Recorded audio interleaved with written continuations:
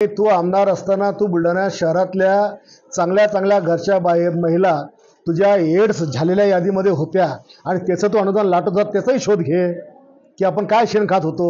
हर्षवर्धन सपकाळांनी एक मोठा दावा केला की 31 आमदारांना डिफेंडर कार्ड वाटला गेलेला आहे. काय भूमिका आहे?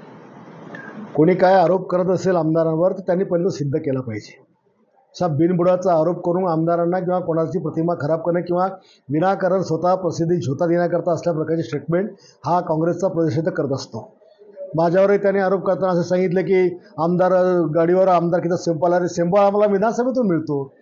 तू आमदार असताना 5 वर्ष तुझ्या गाडी लावून फिरायला, आजही तुझ्या काँग्रेसचा आमदार आहे आमच्या बुलढाणा शहरात आहे, तोही सिंबल मानून फिरतो.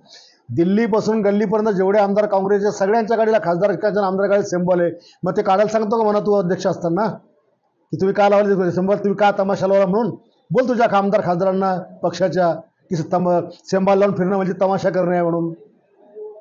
तुमच्याकडे जी डिफेंडर गाडी आहे त्याच्यावर तर जे कंत्राटदार आहे त्यांनी खुलासा केलाच आहे, पण हर्षवर्धन सपकाळ म्हणताय की ही 21वी आहे की 22वी आहे ते शोधावं लागेल. शोध ना म्हणा, तेही शोध.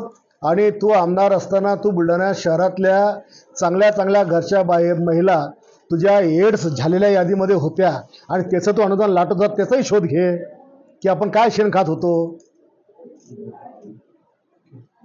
भाऊ, मोठा घोटाळा दिवाळीनंतर सरकारचा निघणार आहे असं ही घोषणा हर्षवर्धन सपकाळ यांनी केली. हे बघा, सरकारकडे शेतकऱ्याला देण्याकरता पैशाची तडजोड करावं लागत आहे. आता isakal.com आहे देशातील नंबर 1 ची मराठी न्यूज वेबसाईट.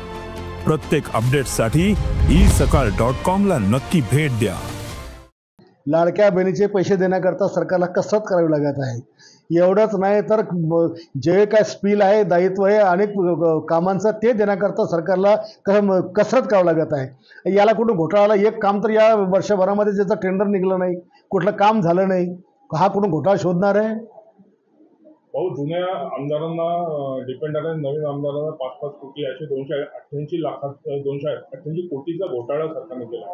घोटाळा बिटाळा काही नाही. आमच्या पक्षाच्या बैठकीत ठरलं की एकनाथ शिंदे साहेबांच्या काळात मागच्या काळात सगळ्याच आमदारांना प्रचंड पैसे दिले गेले, त्याच्यामुळे त्यांचे मागचेच पैसे अजून खर्च व्हायचे बाकी आहेत. जे बिचारे आता नवीन आमदार निवडून आले 27 आमदार, त्या आमदारांना 5-5 कोटी विकास कामाकरता दिले. ते काय घोटाळे करायकरता भेटला करायकरता नाही दिले, डेव्हलपमेंट करायकरता पैसे दिले. आगामी